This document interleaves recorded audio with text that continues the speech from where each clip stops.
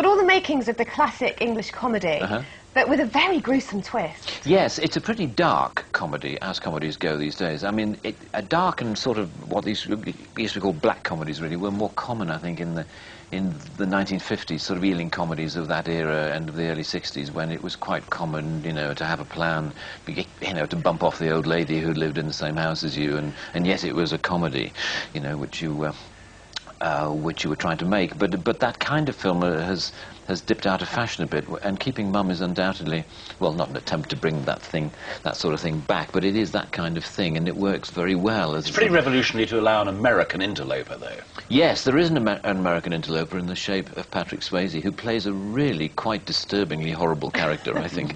He's a real... This is typecasting. He's a real creep. He really is, but splendidly so. He does it brilliantly, really sort of turning, you know, his image on its head. He really is very, very good indeed.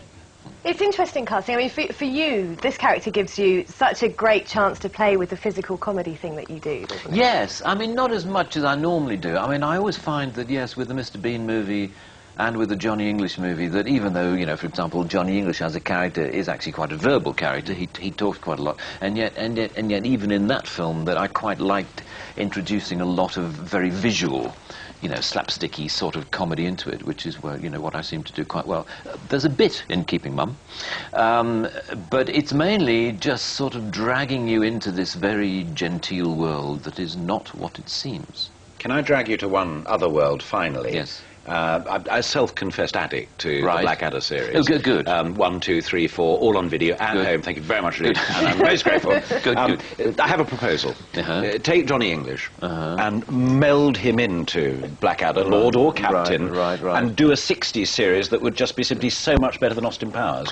Can I commission that? So much better than Austin Powers. Yes, you're very welcome to come up with the money for it. I mean, it is tricky. I think that's what Alistair's offering, right? Yeah, well, that's clearly what he's implying, so I feel as though I should take up his offer here and now. Well, I can borrow the money from Stephen Fry, and I could commission you to do it. Okay, can we please have some more Blackadder? Well, it's very, very difficult. The Blackadder, you know, represented a very happy sort of comic consensus that existed between half a dozen creative people at a certain time in their lives. And now that we've all moved on and now have different ambitions and different... You all hate each other now? We do not. No, we see each other a lot, but we've all just got a different set of creative priorities. So it's very, very difficult to replicate. I always felt if we ever did a 5th series, I would love to have done a prisoner of war camp one in the Second World War, a sort of Colditz escapee sort of one. I would be prepared to fund that as well. Because I think, because I think a prisoner of war camp has got that sort of claustrophobia and the sense of hierarchy, which I think is what the Blackadder is all about. Well, and before Alistair promises you all his money, thank you very much. My pleasure.